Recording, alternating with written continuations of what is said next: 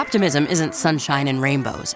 It's fixing things, changing the way we fix things. It's running the world on smarter energy. Because if optimism never stops, then change can't either.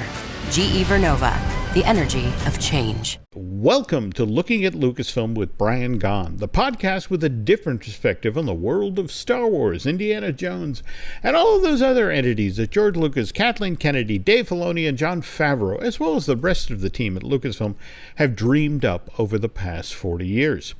I'm entertainment writer Jim Hill, and my co-host Brian Gaughan and I are recording this week's show on Sunday, September 10th, 2023. And Brian, as we record this, Destination D23, a 2-day-long gathering of the members of the official Disney fan club, is wrapping up at the Contemporary Hotel at the Walt Disney World Resort. And I'm sure over the past weekend you saw that some Lucasfilm-related news bubbled up from that event.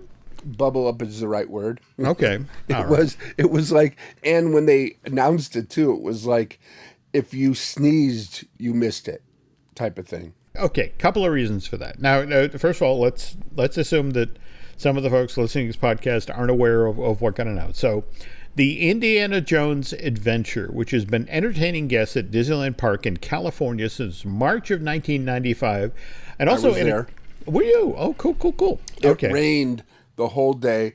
Oh. And we had to buy our $5 yellow Disney ponchos. There you go. We rode it twice. Oh, okay. And I scared the hell out of everybody because I figured out the whole thing about the wall or the ceiling falling down. Mm-hmm. So I was the nasty little kid that would scare people to death. You had to move the pole, and I would move it, and it would. And people were running. In the queue. There we go. Okay. Also worth noting, Indiana Jones Adventure. There's another one, folks. And that's been entertaining visitors to Tokyo Disney Sea since that park opened in September of 2001. Is it the same thing? Well, no. Okay. It's not Forbidden Eye? No, actually in Japan, it's the Temple of the Crystal Skull. Now, what's cool. fascinating about that is that theming, that idea, predates the Indiana Jones and the Kingdom of the Crystal Skull movie by more than 7 years. That Spielberg movie wouldn't actually open in theaters till May of 2008. Anyway, what was revealed at Destination D23 was that the Indiana Jones Adventure is reportedly being considered as a possible replacement for Dinosaur the Ride, which, when Disney's Animal Kingdom first opened back in April 1998, was originally known as Countdown to Extinction. Also, worth noting here that in 2024, Star Tours, The Adventures Continue, the attraction at Disneyland Park in Anaheim, Disney Hollywood Studios in Florida, and Disneyland Paris in France, but curiously not for the Tokyo Park. But the plan is to include new ride film elements that will feature characters and settings guests have come to know and love from Star Wars limited series that have run on Disney+. These series include The Mandalorian, The Book of Boba Fett, and now will feature ride film elements built around worlds and characters we've seen in Ahsoka. Now, when they mean that, do they mean the actors? I mean, will Rosario Dawson and all those people, would they be part of it? This seems to be what I've been hearing from Imagineering. And think about it. We've seen Poe, we've seen Rey in Rise of the Resistance. So it's entirely possible that, when they've been shooting elements of these series, they've been pulling these actors aside and shooting stuff for these new Star Wars The Adventures Continues ride films. But what puzzles me is what's not on this list. Star Wars Andor, Star Wars Obi-Wan Kenobi. Also, the animated Star Wars The Bad Batch. I really like those guys. I'd like to see them. Yeah, The Bad Batch would be good. I do want to go back to the Indiana Jones thing, if we can, just a couple seconds. Like I said, they just announced that it may be going into Animal Kingdom, and then everybody's thinking, well, the ride could go into. Would they make a new kind of ride? I mean, would it be based on the Crystal Skull or Forbidden Eye, or would it just? We're going to get into that in a few minutes. Okay, I didn't know All right. that. Okay. So, all right, because there's all sorts of ramifications, which we'll discuss in the news section of today's show, and then. Second half of the show, Brian will offer up his thoughts on the most recent episodes of Star Wars Ahsoka. But first, the news, and as always, the news portion of Looking at Lucasfilm is brought to you by our brand new sponsor, which is Touring Plan's own travel agency. And if you're thinking of heading on down to Walt Disney World in the not-so-distant future, why not give these obviously very knowledgeable folks the opportunity to book a vacation package to that resort? And if you're nice, maybe they'll toss in a subscription to the Touring Plans for free. Seriously, though, if you're looking for info, folks, here, please check them out at touringplans.com/travel. So anyway, it was just over 2 weeks ago, August 23rd to be exact, when the walk-around face character version of Ahsoka Tano began appearing in the West Coast version of Star Wars Galaxy's Edge. And this past Friday, September 8th, Ahsoka was joined by another fan favorite, General Hera Sildana. Better yet, Hera, as she greets visitors at Black Spire Outpost, is joined by that droid with an attitude, Chopper. You know, he's like Kenny. Mm-hmm.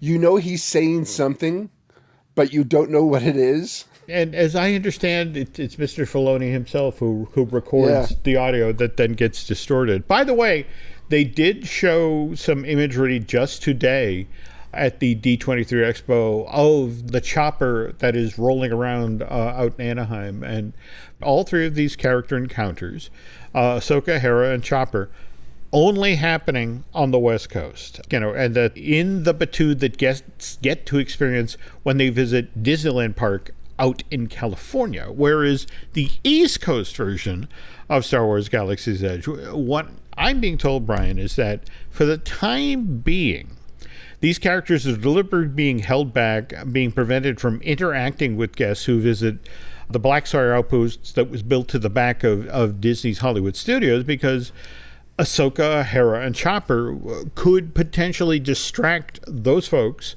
with deep pockets who are in the middle of experiencing Star Wars Galactic Star Cruiser. And just a reminder here, folks, we are 2 weeks and change out from when this cruise on land experience officially closes on September 30th. I want to say the very last sailing of the Halcyon heads out on September 28th, and more to the point, all of the sailings between now and then are completely booked.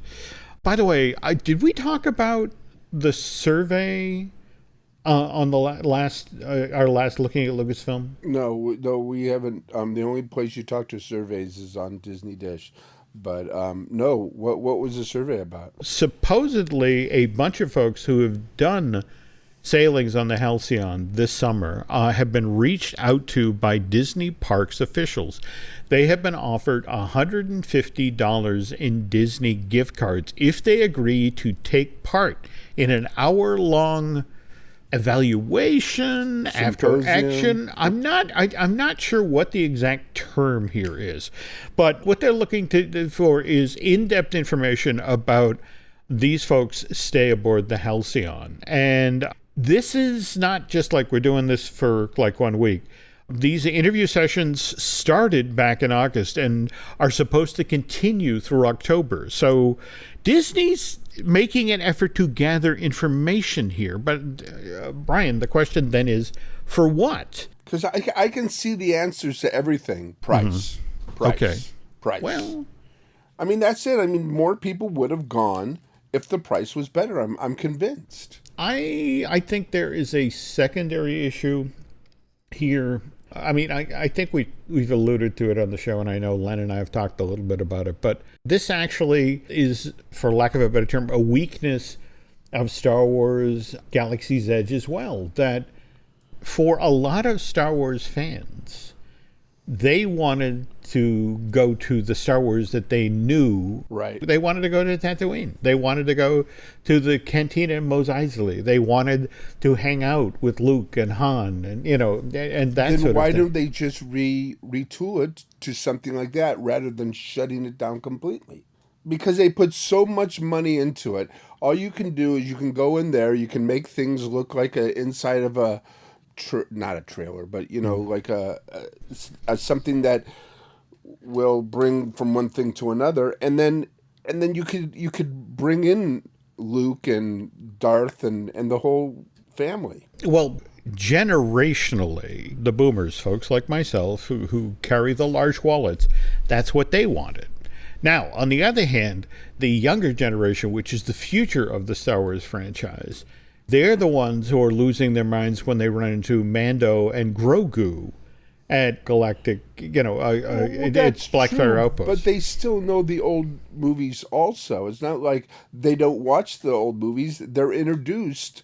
I mean, almost every father introduces his kids to the new movies by showing them 4 first.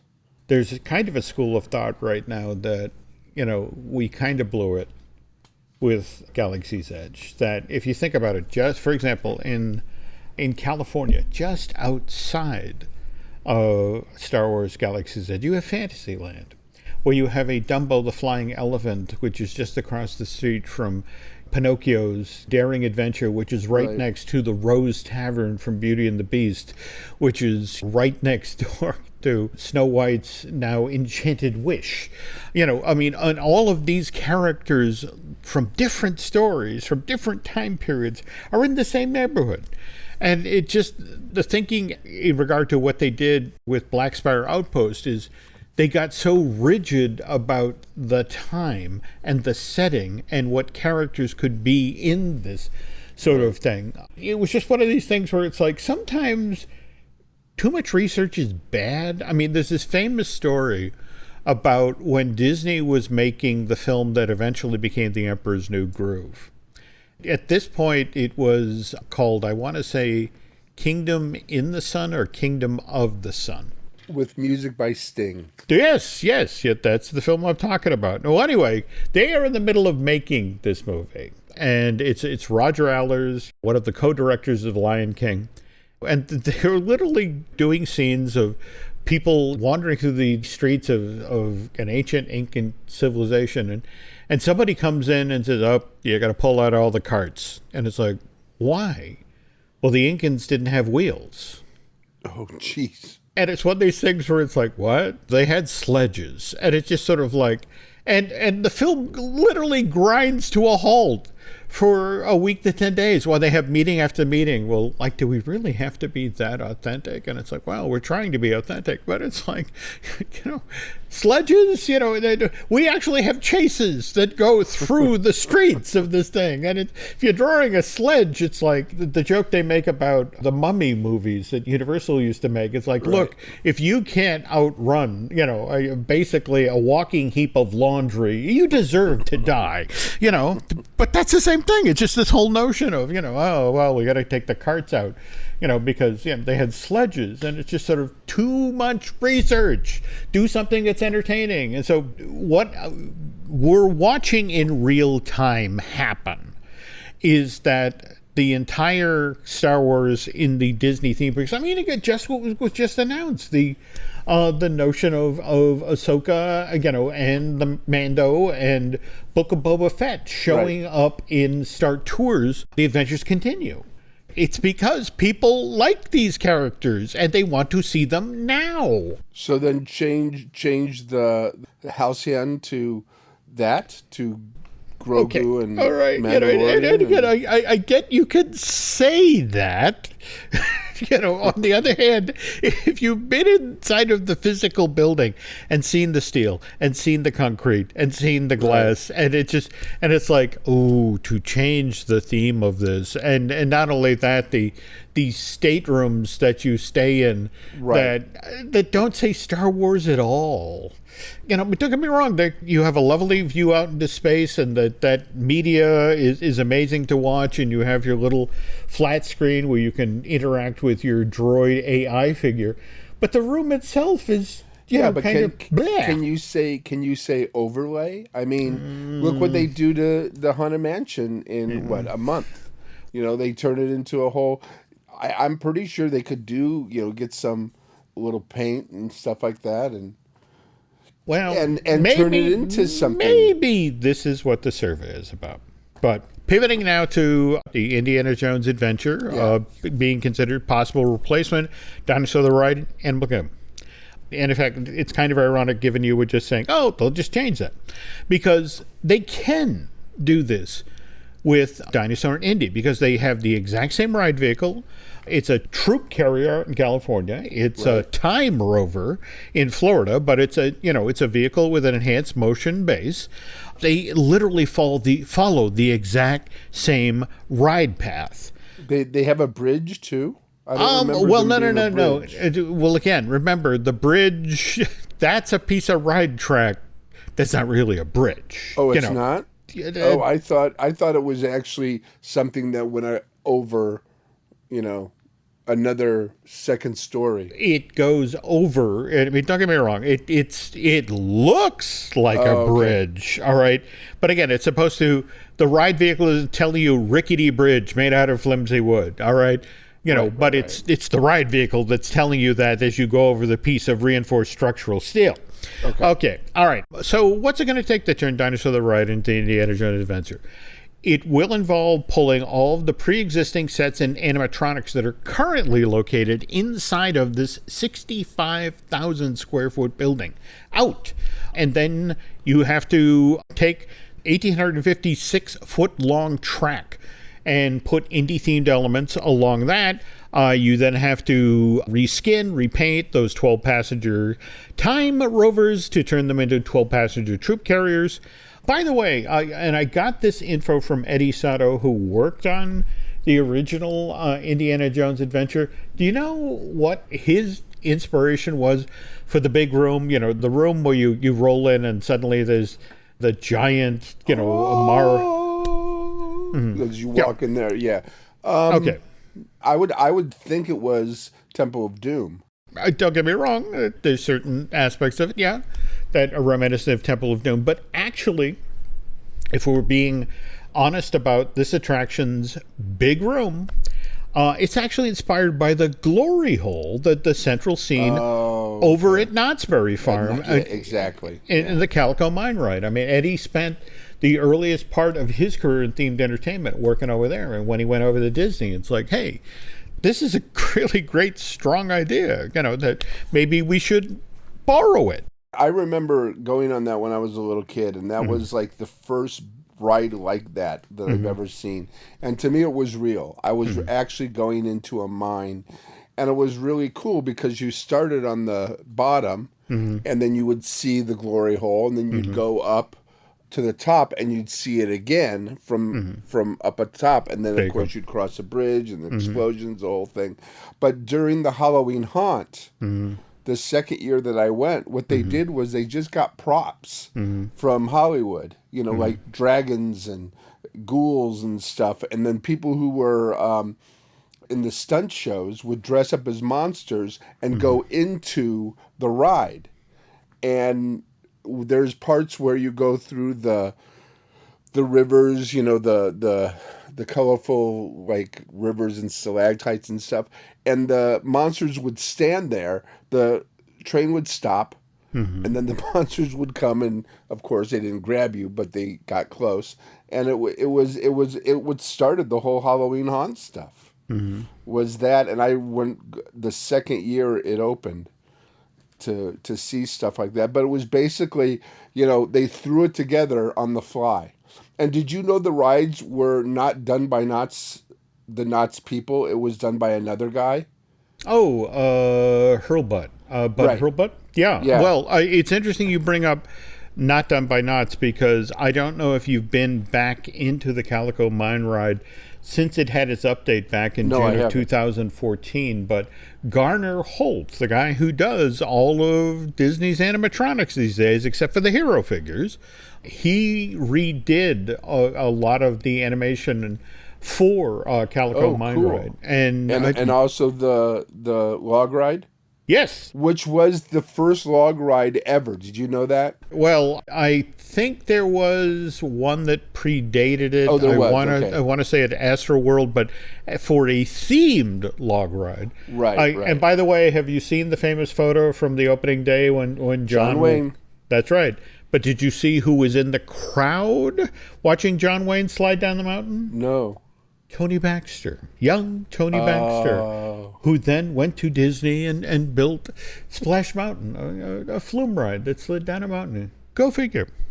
So back to redoing Dinosaur as Indiana Jones. So, okay. But would they use another story though? Would they? I mean, it would be. See, I always thought it would be better to change. When they did Disneyland versus Disney World, to change everything. Not drastically, but enough so that if you go, well, I love the Haunted Mansion here, I want to go see the other Haunted Mansion. But when you do, it's almost exactly the same thing. Well, yeah. Well, but okay. I know Japan and China now, they have done, and people want to do that. They want to go see Mystic Manor. That's Mansion, in Hong Kong. And then the other one, what's the one in Japan? But they want to see that because it's different. But it's the same ride yet different. Again, what Disney found from its own research is they wanted a Haunted Mansion. Now, what Disney did to try to make it different for Florida is they took their inspiration from Hudson Valley. Right. I mean, for example, when you come into Liberty Square and you have your Sleepy Hollow Tavern, again, that's the whole notion of that this is supposed to be a brooding mansion at the edge of the Hudson versus, say, if we look at the one at Disneyland, it's a mansion in the Deep South that still looks lovely on the outside. It's only when you get inside it gets a little weird. Yeah, but in the Haunted Mansion in the Deep South, the ghosts are dressed for this almost the style. They're dressed in the tails.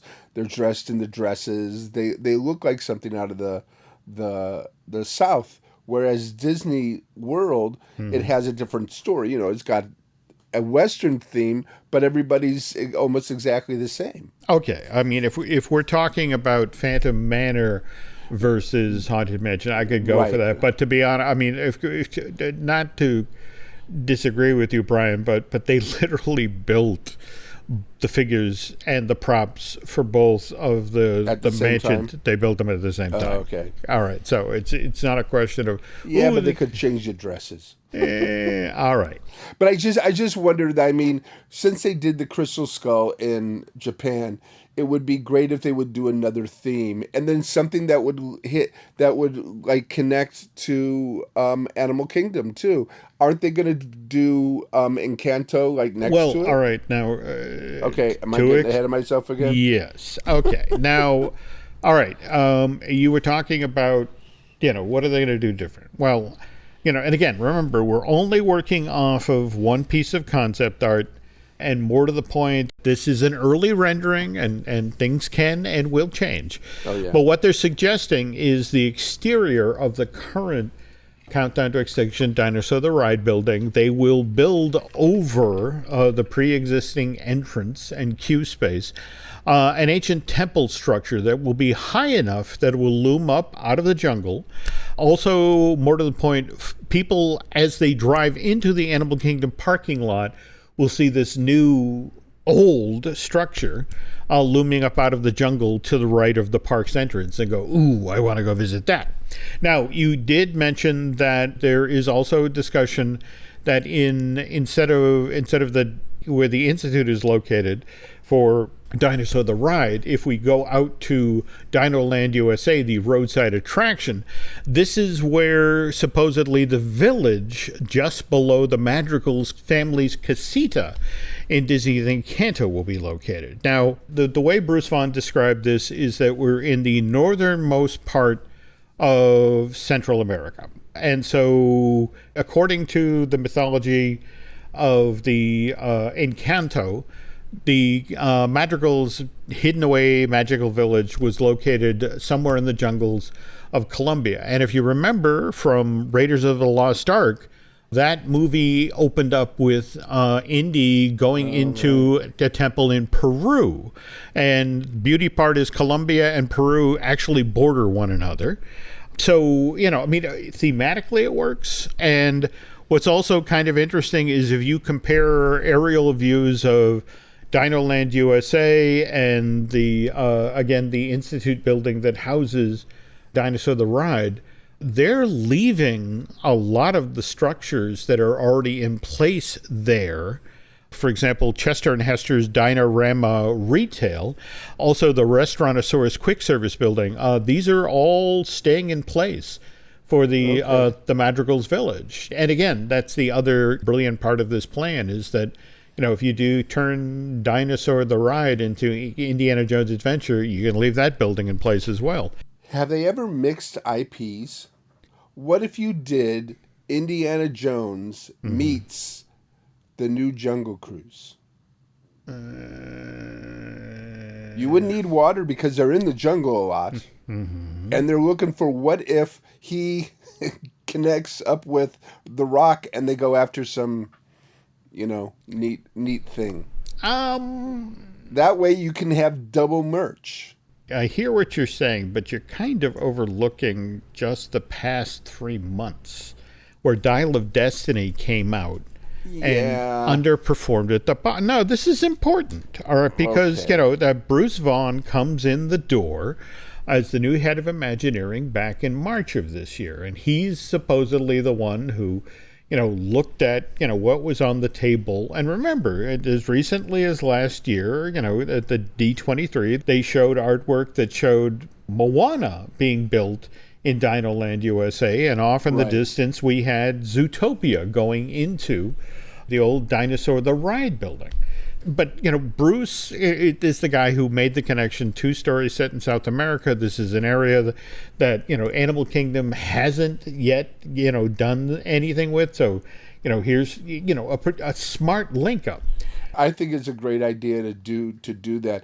I don't think Zootopia belongs in Animal Kingdom. I think Zootopia belongs in Disneyland. Then you really don't want to pay attention to what's going into the Tree of Life to replace its stuff to be a bug, because Zootopia. Oh, they're going to change that? That's one of the greatest things. I remember bringing Devin there and then just scaring the life out of him. It was just one of the most wonderful. When those things come off the top, that was it. He was gone. Okay. And then he remembered, too. He remembered what it was, and he would not go back into it. He was a year old, but still.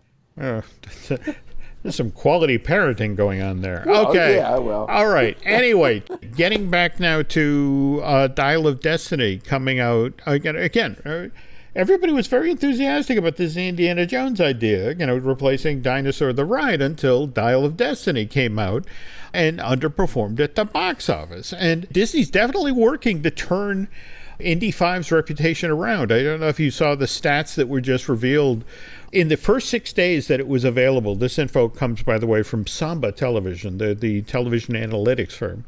Dial of Destiny was watched in 474,000 homes domestically during its first, you know, again, this is, and, you know, and Samba wanted people to know, well, you know, if we compare that to, say, Guardians of the Galaxy Volume 3, they were watched in a few more homes. They were watched in 482,000 households during their first 5 days. So it's just, they're trying to make a comparison there. I will tell you, though, Brian, that talking with friends at Lucasfilm, Dial of Destiny's box office has had an impact on their future plans for this franchise. I mean, remember, in November of last year, we heard about a Raiders prequel series, the one that was going to be built around Marion's dad, Abner Ravenwood. I'm hearing now that that's dead in the water. Completely dead in the water? And that would have been a Disney Plus? A Disney Plus, and but done in by Dial of Destiny's dismal box office. Yeah, but see, that's another thing. Remember, they did the Santa Claus as a Disney series too, and I don't think that did well at all. And then they did Natural Treasure, and I don't think that did well at all. I don't think it's hard to make a series out of a movie. Okay, Santa Claus did get picked up for a second season. It did, okay. National Treasure did not. But they're still going to make movies of that. I think Jerry Bruckheimer would like to, but again, you know, it's hard to convince a Disney when, you know, the National Treasure limited series didn't do the numbers that, but let's do the film. And by the way, Dave Filoni's Avengers-like movie, the one that was supposed to team up all of the Star Wars characters we've been introduced to in the limited series, that might be in trouble as well. Again, info from Samba TV revealed that only 1.2 million households watched Ahsoka during its first 6 days on Disney+. Conversely, Book of Boba Fett, that got 1.9 million during its first 6 days. Obi-Wan Kenobi, 2.14 million. Okay, something like this is, I think that a show like Ahsoka should have been shown all at once. I think more people would have watched it because it's just so darn hard waiting every week, especially when every week is this major, not even a minor, but a major cliffhanger. And I think people are going to wait until it's all out, and then do they measure it at that then when every episode is out there? I don't know what to tell you, Brian. Okay. Again, my problem is I report on show business, on the entertainment world, and the you most don't have important. A crystal ball. Well, I'm more to the point. The most important word in show business is business. I mean, this is why the writer's strike and the actor's strike is going on. This is people fighting over money. Yeah, but if you think about it, the most important part is business, except you don't get business unless you do something completely that the audience wants to see. I mean, some of the biggest movies in the recent years are movies that surprise the heck out of everybody. All right, sure, true. Oppenheimer, Barbie, just this past summer. Yeah, look at that. Oh, my goodness. Yeah, but Brian, look at the lessons that, again, Hollywood, it's William Goldman who famously said, nobody knows anything. Yeah. For me, what's fascinating about the billion that Barbie has earned is that, what are they doing? They're not looking at movies that let's do things that connect with the female audience.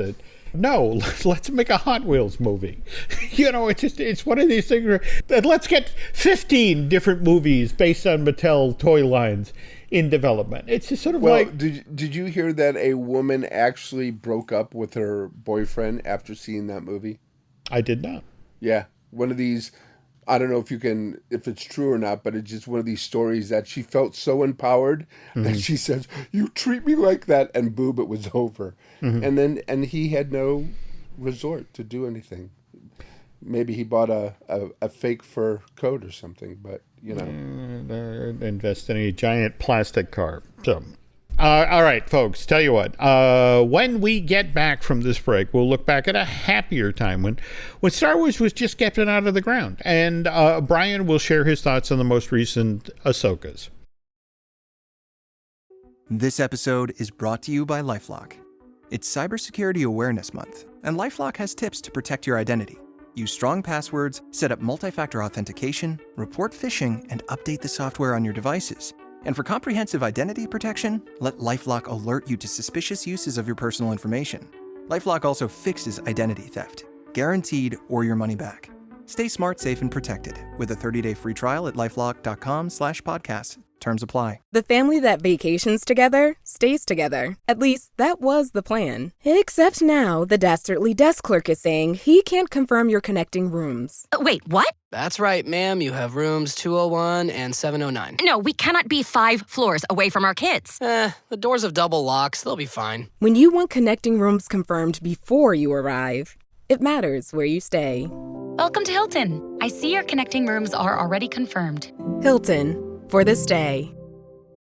Don't chew on that, Max. Cooper loves that chew, too. Oh, now he's into Cooper's food. Wow, he is loving it.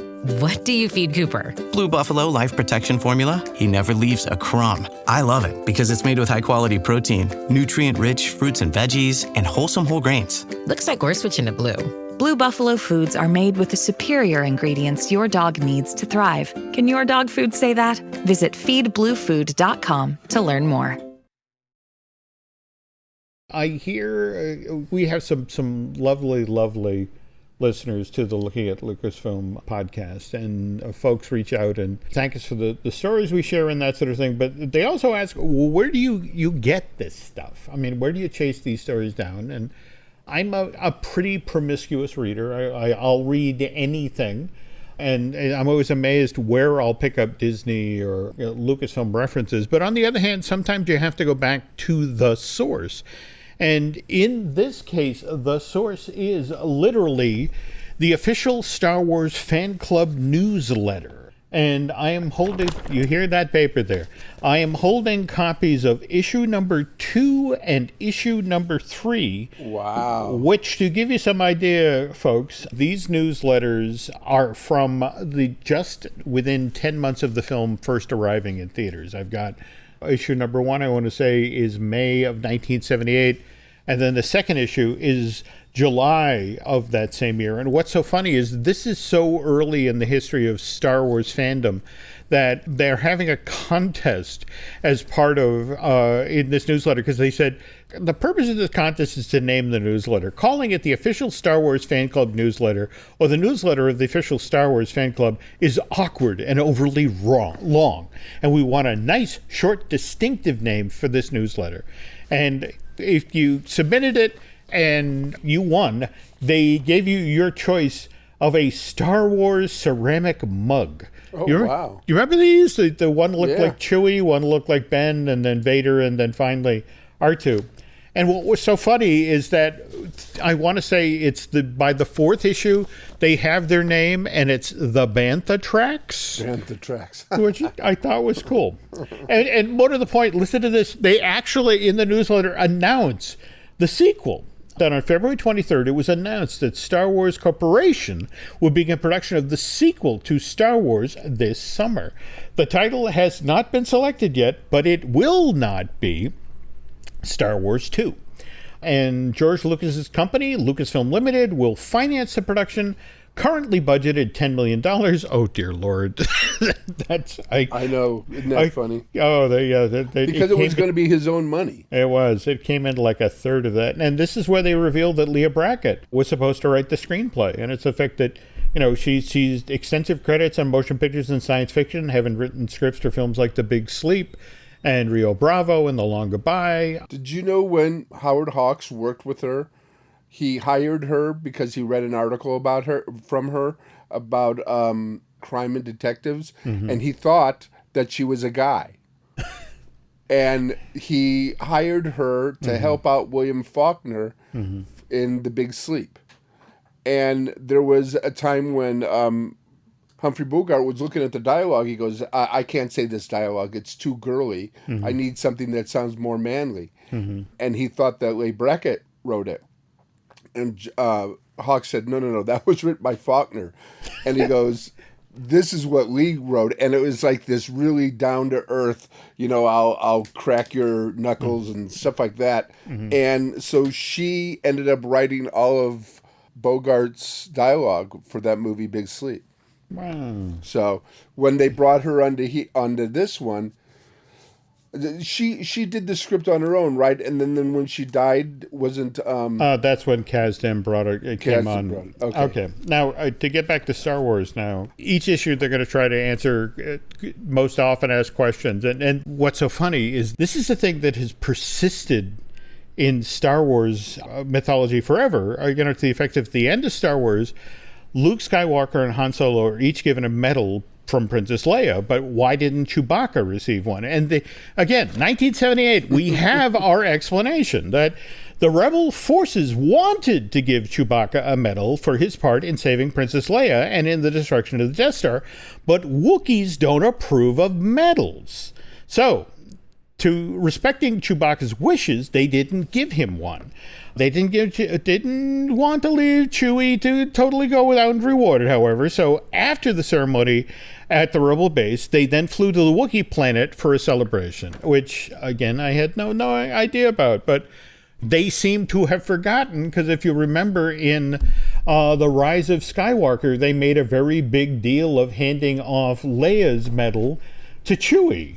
And then finally, one little bit here that I wanted to share, because again, it's such a big part of the Star Wars mythos, the used future. In an article called Between the Script and Projector, At Ill Street Studios, production designer John Barry and his crew began designing the large number of props and sets needed. Instead of the shiny, new-looking architecture and rockets normally associated with space fantasy films, the props and sets for Star Wars were deliberately designed to look used and inhabited. John Barry commented, George wanted to look as if it had been shot on location. So those are the places I chased these stories down from. And anyway, when we're done here tonight, I'm going to go on eBay. I got my eyes on issue 4. And you know, if I can get that, I'm then only missing 3 issues of this thing. The first one, and then oddly enough, the last 2, issue 34 and 35. But and speaking of issue number 2 and issue number 3 makes me think of episode 3 and episode 4 of Star Wars Ahsoka. And Brian, you're going to do a recap now, right? Right. Okay. Okay. You know, at 6:00 on Tuesday, Devin and I dropped everything and started watching the 3rd episode. Now, after seeing the first episode, I just, as you heard last week, I was just enamored with the way they were bringing in the same feel and with the characters and then the world that Rebels gave us, and I was looking forward to the next. Now, there wasn't a lot of action. There were some good fight scenes and things like that, but you know, there wasn't the. But I figured that was coming up. 8 episodes. There's got to be something big, right? Mm-hmm. So the 3rd episode was called "Time to Fly." Mm-hmm. Now, when you think of that, what do you think? You think about a baby bird being pushed out of the nest, right? Somebody has to go from one place to another place, and that's exactly what they did. I guess when they did it before, it was hinted to about in episode 3, Ahsoka and Sabine were trying to do the Master Padawan thing. Mm-hmm. But Sabine is a Mandalorian, and there were a lot of Mandalorians being Jedi, except maybe the first Mandalorian, who created the Darksaber. But for the most part, she didn't seem to have connection to the Force. I mean, she's a great fighter. She can, you know, do well with the lightsaber. And they had some great callbacks when they were doing the training, mm-hmm. like with, you know, putting the shield on so you couldn't see anything. But it was less out of Star Wars and more out of the Japanese cinema samurai films that even the first Star Wars was influenced by. I mean, Sabine trained similarly to the way Luke first trained, but I've seen samurai movies where they've trained with the, what do they call, kende sticks? Mm-hmm. And one person would be hit by another person, would be blindfolded and hit by another person. I think I even saw it in Kill Bill or something. So you had that element to it too. You had less of the Force and more of kendo fighting or samurai fighting. And so it was really neat to see things like that. I mean, I know that Filoni said that these were going to be based on the same samurai movies that George based on. And in episode 4, he takes something right out of it. But I'll get to that later. Okay. So, but we see all sorts of things. I mean, we're introduced to a live action Jason, and he's got his green hair, and he looks similar to what I think a kid that would be Freddie Prinze Jr. And we also get don't we get a kind of cameo by Kanan? Is that in? I think it's in 4. Yeah, it's in 4. But 3 was basically a setup. The whole thing was a setup to what was going to go on. When Sabine and Ahsoka get into a firefight, it was very similar to, you know, the firefight with Luke and Han Solo, where Luke blows something up and says, woo, I got one. And then Han Solo goes, don't get cocky, kid. Well, Ahsoka goes completely the other way and just goes, good work. So it's like you're sitting there going, wait a minute. What happened to all the cynicism? So it was very similar to that. And the Shin's plane, or not plane, but a fighter, did you notice that it looked very similar to like World War II, like Zeros, or the GB in Rocketeer, where the wings were in front, like right next to the engine? You know, did you notice that? I did not pick up on that. Yeah, it was a lot different than what we've seen before. And the actress that plays Shin is just amazing. She just has this look that sees right through you, and she seems to be holding her own. And she's tall too. She's 5'8", so she's a good Jedi. So that was 3. 3 was basically, I think, a setup to what we were going to see in 4, or in the continuing parts of the series. And the 4th episode, Fallen Jedi. Now, okay, who's the Fallen Jedi? I mean, are we talking about Ahsoka? I mean, she never really became a Jedi, right? Are we talking about Balin? I mean, was he falling? Are we talking about someone else? So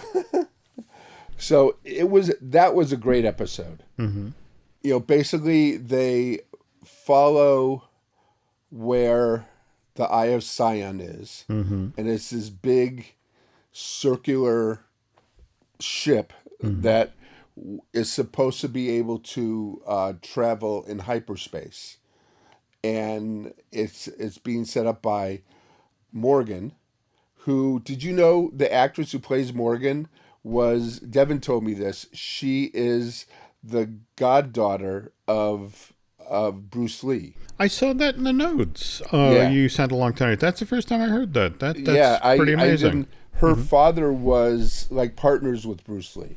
Interesting. And she grew up with him. So and then she became a stunt woman herself. And now she's always wanted to have a meaty part, and this is her meaty part. And I think she's doing a killer job as the witch. So this episode is basically set up, is setting things up. I mean, you know, will they get out there? I mean, we see the Purgles again, and we know, and I guess in the world we haven't seen them for a while. They disappeared, and the first time we saw them is, I mean, people were, I think Sabine's seen, I haven't seen them since I last saw them with Thrawn and Ezra. That episode, 2018. So, yeah, it's been 5 years at least since viewers have last seen the Purgles. Right. And again, remember, that's a different time scale than what's actually been going on within the world of Star Wars Rebels and Ahsoka. So yeah. So anyway, then of course we have the next showdown between Shin and Sabine, and Sabine knows that her power is not with the lightsaber, but with her Mandalorian gear. So there's a great scene where Shin has Sabine on the ground, and Sabine holds her hand up like she's going to use the Force, and Shin actually twitches, like, oh no, she knows how to use the Force now, but then realizes she doesn't. But then what Sabine does is she uses her little missiles out of her hand, that Mandalorian tweets or whatever that, oh gosh, we'll get a lot of people saying, why can't you remember? But anyway, so as they're fighting, it was really funny how Shin was doing a lot of cutting down of trees. So, I mean, if she's not a good Jedi, she's a pretty good lumberjack. Okay. But then you know, you got Hu Yang gets in a fight with another robot, and it's like Rock'em Sock'em robots. It was cool to see something like that. But eventually they get to, there's this Stonehenge like temple where they put the orb, which is a map, and it shows the path to where Thrawn could be. And they get the coordinates. Ahsoka fights with Balin, and then Ahsoka falls. off a cliff. So, is that our fallen Jedi? So they get away. They eventually, Sabine could have destroyed the map, but she wants to get Ezra, so she doesn't. So she ends up on the ship. The ship, takes off. Hera and the Ghost. So we finally see the Ghost and a few other X-Wing pilots. They try to stop them. They leave. And then basically what should have been a mid-credit scene, we see Ahsoka waking up. And she's in the world between worlds. Remember that? Yeah, when Ezra went there? That was actually introduced 13th episode of the 4th season of Star Wars Rebels, and right, an interesting space, and has been used. Wasn't it Ezra who went in there and wound up saving Ahsoka previously? Yes. Okay. Yeah, but by using that, but now she's there again, and she hears somebody. And the somebody says, what does he say? Something like, "I didn't expect to see you this soon." And it's Anakin. Yeah, though what's been kind of interesting to watch was the reaction in social media to the fact of, I guess they used the de-aging technology to... Oh, did they? Yeah, to de-age Christian. And it's one of these things where it's like, why do that? I guess previously when we'd seen Anakin, he looked the same age that Christian Hayden is. Yeah, I mean, do Force ghosts age? I mean, we don't know, right? Well, I mean, but here's the thing, and now we step into that bear trap of people who get upset about the enhanced editions that George did, where, if you remember the original end of Return of the Jedi, where, you saw the actual actor who had played Darth Vader after Luke removed his mask on Death Star 2. And, it was, Alec Guinness and Yoda and this actor who, I apologize, I've forgotten his name. But when they did the, enhanced redone edition, it was young Christian Hayden, there as Anakin. And so I don't know, again, is this Dave Filoni honoring what George now views as canon, that, when we see the Force Ghost version of, Anakin, Darth again, it's supposed to be young Hayden Christensen. Ahsoka wouldn't have recognized old Anakin. I mean, maybe she's seen the last person she saw. Interesting point. So I'm enjoying this series. I know people are saying that it's not, in the Star Wars tradition, but I think episode 4 is very Star Wars.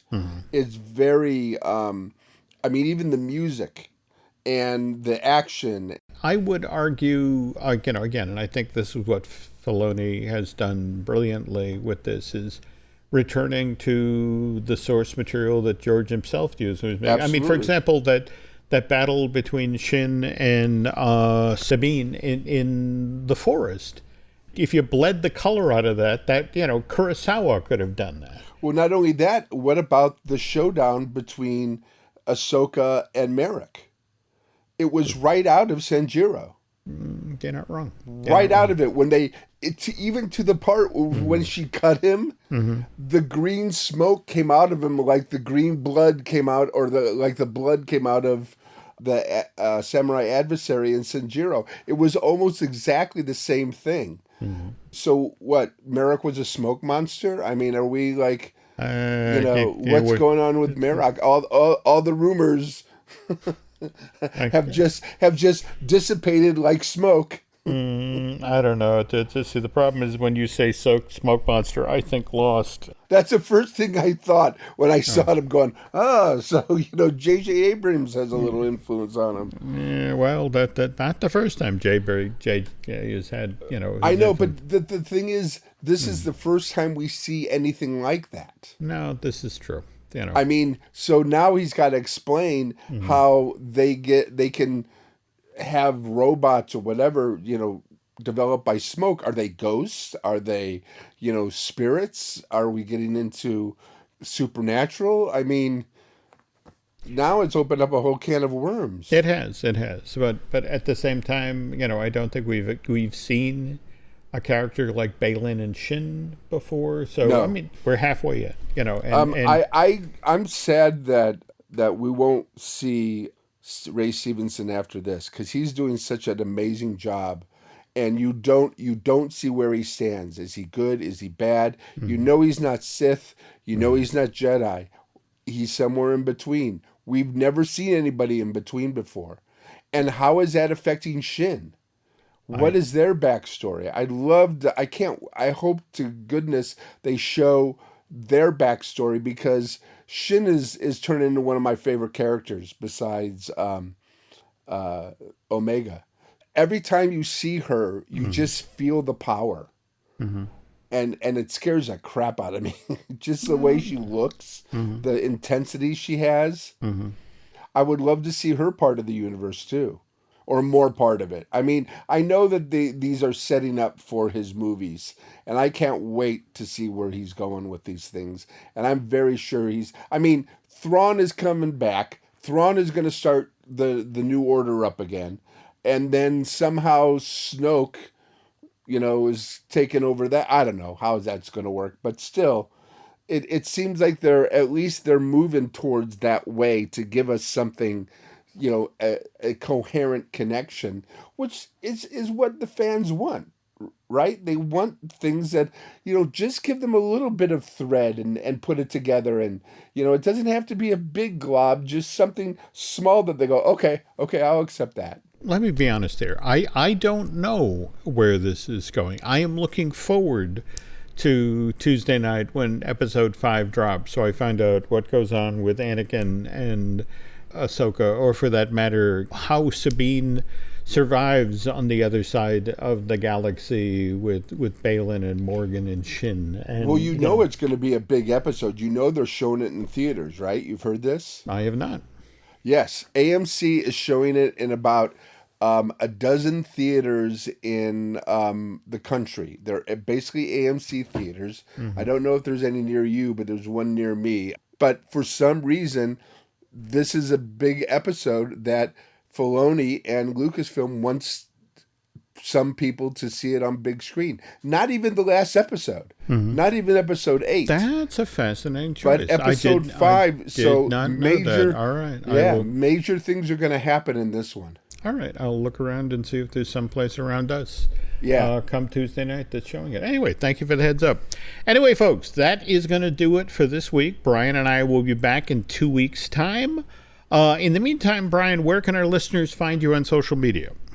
You can find me on X at Geek with Children, CHILDRN. Also on Instagram, I think I'm BT Gaughan, GAUGHAN, and I do a lot of Instagram stuff. So that's where you kind of want to find me, and people have found me there. As for me on social media, you can find me on the site formerly known as Twitter. I'm still having trouble calling it X. And also on Instagram as Jim Hill Media, and on Facebook as Jim Hill Media News. We also have some other podcasts here we'd love for you folks to check out. We, of course, have The Mothership, Disney Dish, which I do with Len Testa. We also have Fine Tuning that I do with Drew Taylor, who, by the way, has his own cool podcast that he does with Charles Hood, Light the Fuse, which, by the way, is the official Mission Impossible podcast. And then, of course, we have Marvelous Disney, which I do with Aaron Adams, who also has his own outside podcast, 32nd Street, which shines a spotlight on Madison Avenue. Before I forget, Len and I also have our brand new project, Disney Unpacked, our first ever video series that we are producing in collaboration with Jim Schul, an Imagineer who spent 30 years working for the Disney company, working on some of your very favorite attractions for the parks, rides like Rock and Roller Coaster and Mater's Junkyard Jamboree. That's going to be launching beginning of next month over on Patreon. Let's see what else. If you folks could do Brian and I a favor, if you could head over to Apple Podcasts and rate and recommend looking at Lucasfilm. That helps other folks find us. Likewise, if you really, really, really like what you hear, if you want to head over to Bandcamp and subscribe, that would be great. And that'll do it for this week, folks. So thank you for listening, and we'll be back soon.